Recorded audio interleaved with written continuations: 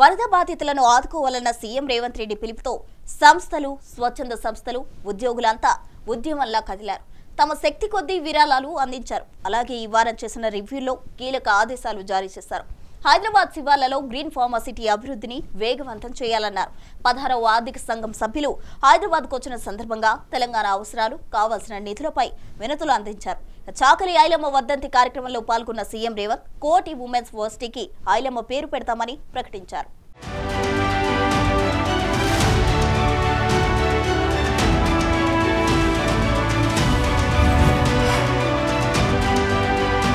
వరద బాధితుల సహాయార్థం తెలంగాణ సీఎం సహాయ నిధికి ఈ వారం విరాళాలు పోటెత్తాయి. సీఎం రేవంత్ పిలుపుతో చాలా మంది ప్రముఖులు, కంపెనీలు, స్వచ్ఛంద సంస్థలు ముందుకొచ్చాయి.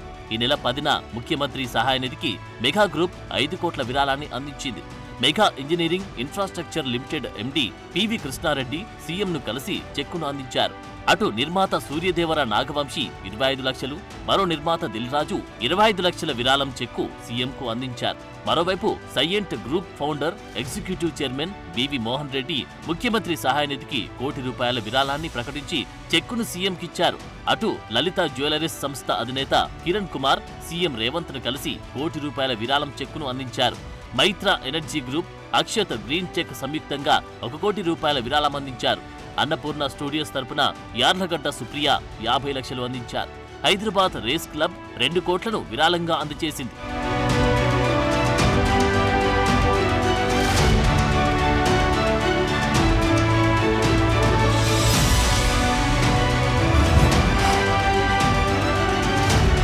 వీరనారి చాకలి ఐలమ్మ వర్ధంతి సందర్భంగా సీఎం రేవంత్ గారు ఆ యోధురాలికి నివాళులర్పించారు.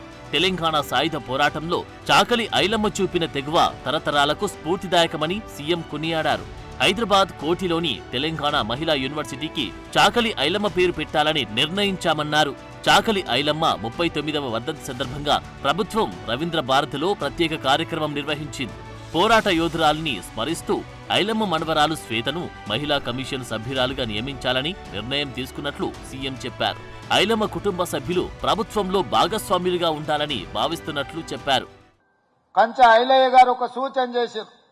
మహిళా కళాశాలకు చాకలి ఐలమ్మ పేరు ఉండడం ఒక స్ఫూర్తి, తెలంగాణ గౌరవానికి, ప్రతిష్టకు ఇది ముందుకు తీసుకెళ్తుంది అని చెప్పి ముఖ్యమంత్రిగా ఇక్కడ అధికారులు లేరు కానీ మా మంత్రివర్గ సహచరులు అందరి అనుమతితో ఇప్పుడు మైకు దగ్గరకు వచ్చే ముందు బట్టి గారితో ఏమన్నా అంటే తక్షణమే నువ్వు ప్రకటించు, ఆ మహిళా యూనివర్సిటీకి చాకలి ఐలమ్మ పేరు పెడదాము అని చెప్పి వారు చెప్పిన వేదిక మీద ఉన్న మా సహచర మంత్రివర్గ సభ్యుల అందరి అనుమతితో ఈరోజు పోటీలో ఉన్న ఉమెన్స్ యూనివర్సిటీకి చాకలి ఐలమ్మ పేరు పెట్టడానికి నిర్ణయం తీసుకున్నాము అని చెప్పి ఈ సందర్భంగా తెలియజేయడానికి నేను చాలా సంతోషిస్తున్నా.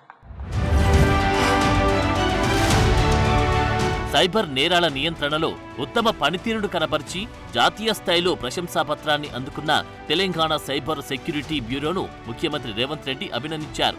ఢిల్లీ విజ్ఞాన్ భవన్ వేదికగా జరిగిన Indian cyber crime coordination centre తొలి వార్షికోత్సవంలో కేంద్ర హోంమంత్రి అమిత్ షా చేతుల మీదుగా ప్రశంసాపత్రం అందుకున్న సందర్భంగా Telangana cyber security bureau director Shikha Goyal ను అభినందించారు.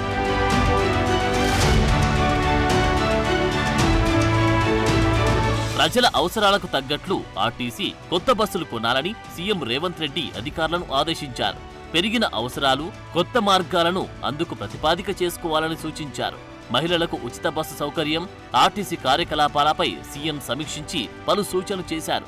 ఇప్పటి వరకు 83.42 కోట్ల మంది మహిళలు ఉచితంగా ప్రయాణం చేయగా వారికి 2840 కోట్లు ఆదా అయినట్లు అధికారులు సీఎంకు చెప్పారు.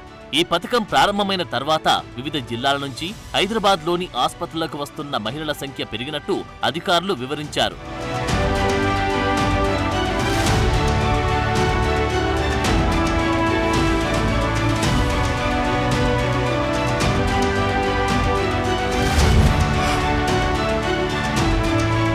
తెలంగాణ మరింత పురోగాభివృద్ధి సాధించేలా రాష్ట్రానికి తగినంత సహాయం అందించాలని సీఎం రేవంత్ 16వ ఆర్థిక సంఘానికి విజ్ఞప్తి చేశారు. తెలంగాణకు సవాలుగా మారిన రుణభారాన్ని తగ్గించేందుకు తగిన సమయం, మద్దతివ్వాలని, రుణాలను రీస్ట్రక్చర్ చేసే అవకాశం కల్పించాలని లేదా అదనపు ఆర్థిక సహాయాన్ని అందించాలని కోరారు. కేంద్ర పన్నుల్లో రాష్ట్రాలకు పంపిణీ చేసే నిధుల వాటాను 41% నుంచి 51%కి పెంచాలన్నారు. భారత్ను ప్రపంచంలో 3వ అతిపెద్ద ఆర్థిక వ్యవస్థగా మార్చడంలో తెలంగాణ తరపున తమ వంతు బాధ్యత నెరవేరుస్తామన్నారు.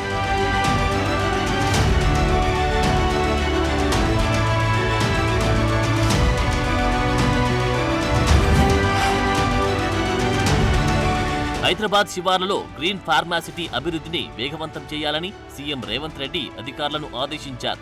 గ్రీన్ ఫార్మా పూర్తిగా కాలుష్యరహిత సిటీగా అభివృద్ధి జరగాలన్నారు.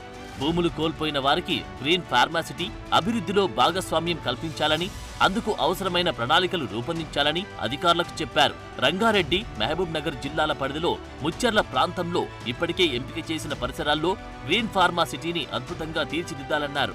ప్రపంచవ్యాప్తంగా అందుబాటులోకి వచ్చిన కొత్త టెక్నాలజీని వాడుకోవాలని, పర్యావరణ హితంగా, కాలుష్యరహితంగా ఉండేలా గ్రీన్ ఫార్మాసిటీ అభివృద్ధికి అన్ని చర్యలు తీసుకోవాలని అధికారులను ఆదేశించారు.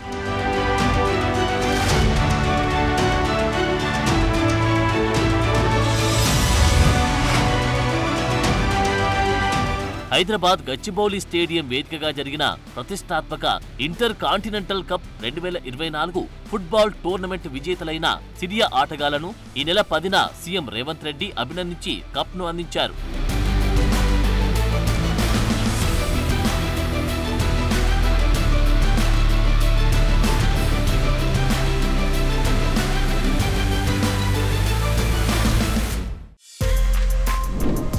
For more videos like this, subscribe Big TV channel.